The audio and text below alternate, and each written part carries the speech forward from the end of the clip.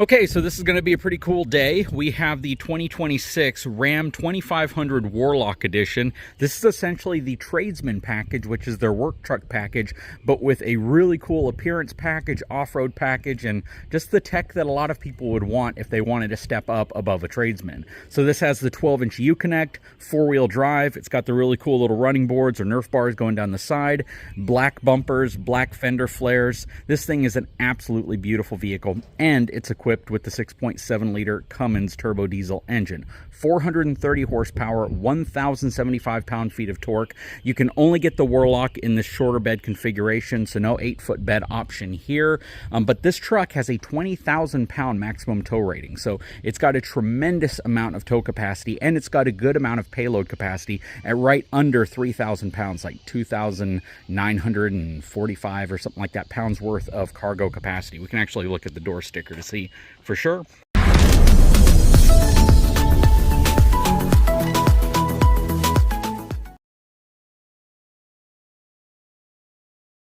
And as you can see right here, 2,949 pounds worth of cargo capacity. Rides on these Goodyear Wrangler Duratrack tires. These are 34-inch tall tires, Bilstein shocks, coil sprung rear suspension.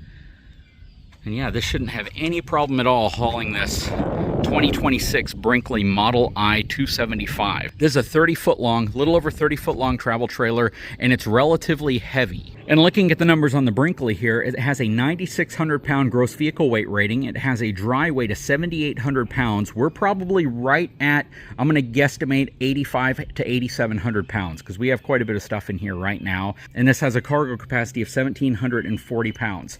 So what we are going to do today is we're going to tow this travel trailer with this Ram truck, this being a 2500 series truck, without any weight distribution or sway control. Now, we should be able to handle it. According to the specs of the truck, we're not going over anything. We are well within the capabilities of this truck. Have a 2.5-inch receiver back here. We have the aluminum Wieghsafe Hitch. So again, we shouldn't have any problems in terms of overloading the truck in any way. It is not a windy day, but there's some breezes coming through every now and then. So this should be kind of interesting, and I'm really excited to see how this truck handles the weight of this trailer. I'll also talk to you while we're towing about if you encounter any type of a sway scenario, because even with a sway control hitch, you can still encounter sway. How you deal with it, and it's usually by modulating your trailer brakes, just to get rid of that loose tension between the truck and the trailer. Create tension where the truck's pulling, the trailer's pulling against it, and you're essentially creating this tight rope between the two that prevents the trailer from swaying. Anyways, we're going to get hitched up. We're going to use the Wieghsafe just to re-verify where we're at as far as hitch weight, which I believe we're about 1,000 pounds, but we'll find out once we hitch up.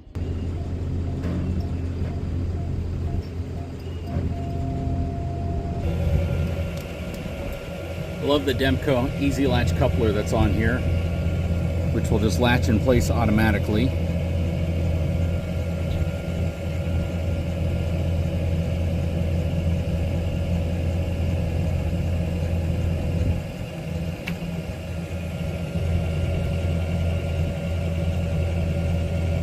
What do you think the tongue weight's going to be? Should be at right around 1,000 pounds.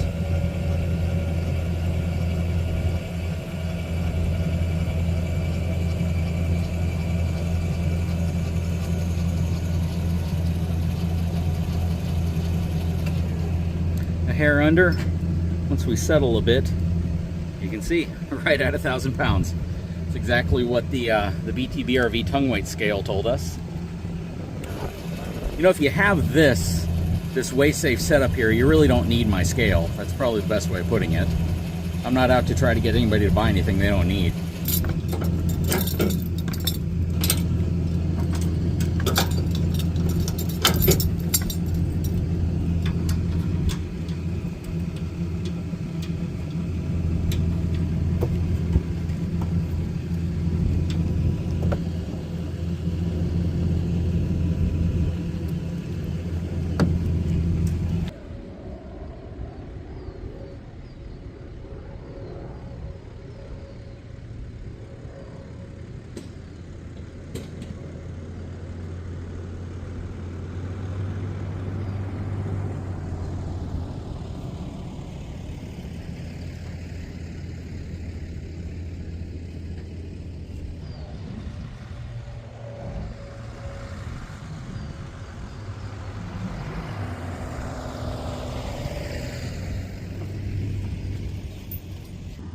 So I got to tell you, this setup looks pretty dang good. The RV is nearly perfectly leveled. The truck itself is actually perfectly leveled. The truck looks really, really good. It is not squatting down at all. We do not have any type of weight distribution or sway control on this setup. And I'm excited to tow it. I really want to see how this 3/4 ton truck handles this, because this is really the ideal suggestion I usually have when it comes to towing a trailer this length, this weight, with the type of truck you should tow it with the payload capacity that is more than ideal. Okay, so instead of pointing the camera towards the front of the truck like I normally do out the front windshield, we're actually going to point it off the back window looking at the trailer. That way you get more of a perspective of what's actually taking place as we tow this Brinkley behind this Ram truck. Okay, so I'm going on my normal route, and this is the route I usually like to tow trailers on because it gives me a variety of different towing conditions. First and foremost, it's on an expressway or a causeway. I'm going to have vehicles that are going by me faster on the left side, and I'm also going to be going up a pretty steep incline because there's a big bridge up ahead. So I get to kind of feel how the entire towing dynamics are. Now, we do have some breeze kicking in right now. There's always some wind in this area. I'd probably guesstimate it's between 15 and 20 mile an hour winds, and so far everything's going really well. You can definitely tell you're towing a trailer though. So I don't ever want people to think that just because this can effortlessly tow it, that is an excuse for saying I didn't know it was back there. You can definitely feel it's back there. Sway control probably wouldn't do anything to mitigate the type of feeling you're just naturally going to feel when you're towing a trailer, because you can feel the weight. But it's not bad at all. I'm currently going the speed limit. You can see there are some vehicles that are passing me. They're going probably about 10 miles faster than the speed limit. But right now, it's not white knuckle driving. It's very calm and relaxed driving. This is the type of driving that I would expect to have in a truck like this, towing that type of trailer. And again, this is a scenario where my truck weighs probably as much as the trailer weighs. So I'm not towing it with a really light, like a half-ton truck that might weigh, 2,000 or 3,000 pounds under what this truck currently weighs. The trailer brakes are dialed in perfectly. If I were to start experiencing sway, and let me give you a scenario where that might occur. Let's say all of a sudden I get on the bridge, which is about a 1/4 mile up from here, and I get a really strong, like 30 mile or 25, 30 mile an hour crosswind, and it starts really impacting that hinge between the truck and the trailer, aka the hitch. And what that essentially does is it makes your front tires, your front wheels, your pivot point, because everything wants to push to kind of create this back and forth movement. The trailer exacerbates that by creating a lever arm behind the truck that's essentially pushing the truck one way or the other depending on how the wind's impacting it, and kind of that spiraling out of control circumstance where instability comes into play. If I were to start experiencing that, I would keep my foot on the throttle the way I am right now. I'm actually behind a couple of vehicles. I would maintain my speed, but then I would squeeze the trailer brake softly until the trailer comes back in line. Again, what it does is it creates tension. It creates, I guess the best way of thinking of it is if you're walking a dog, a small dog, and it starts to go crazy back there, what do? You pull on the leash to get it back in line. And that's essentially what's happening, is you're creating a tug-of-war effect between the trailer and the truck, and both have to create more of a rigid stance in order to exert the energy and the forces that are going to be applied to them. And when you do that, it kind of gets things back in order. The problem a lot of people deal with when they start encountering sway is they take their foot off of the gas and then they try to hit their trailer brake. And what ends up happening then is you get a recoil effect where the trailer is actually tugging on the tow vehicle, and the tow vehicle is responding to that tug by giving way, and you create slack. Again, think about if you were, walking a dog and you pull it too hard, the dog comes running up at you and you have all of this slack, and it creates that instability, and it creates again, kind of that spiraling out of control effect. But in most cases, you have the ability to circumvent disaster by hitting the gas slightly, maintaining speed, but then applying your trailer brake. Don't apply it all the way. Don't just squeeze on the thing, but apply it gradually, and what you'll see is your trailer is going to work its way back into line. And that's ideally what you want to do.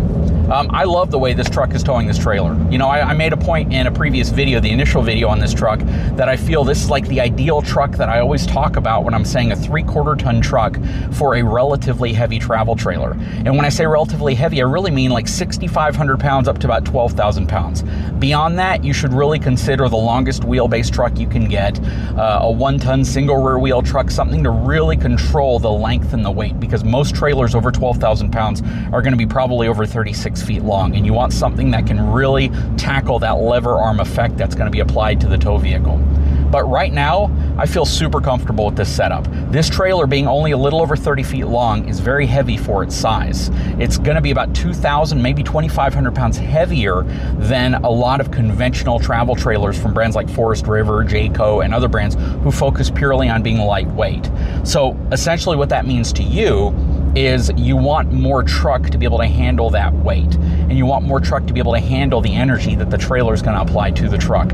And this is actually doing a really, really fantastic job. Like I said, this is kind of the checks all boxes truck when you want to haul a travel trailer that's between that 6,500 to 12,000 pound range, with roughly 15, or at least up to 1,600 pounds worth of tongue weight. You're not going to go over any of your truck's capabilities. You're well within your towing capability. You're well within your payload capacity.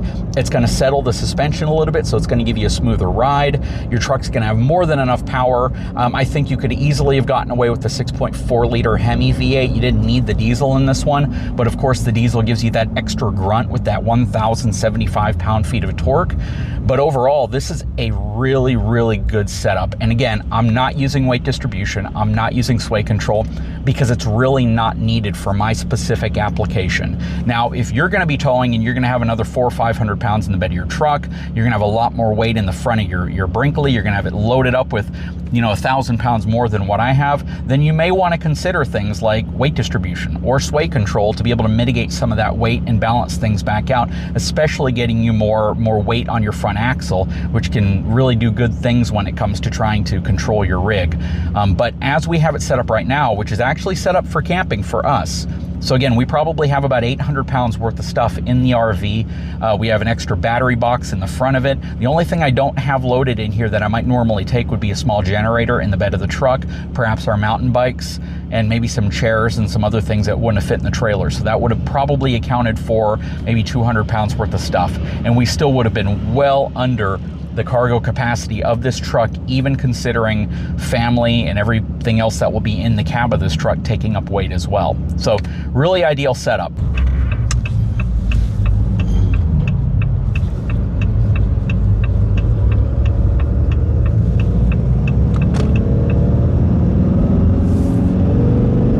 Now accelerating, it's a different story. This is not going to accelerate like a sports car when you're hauling a travel trailer like this behind you. But it feels good. I mean, it feels really, really good. And this diesel just tows this effortlessly. It really does.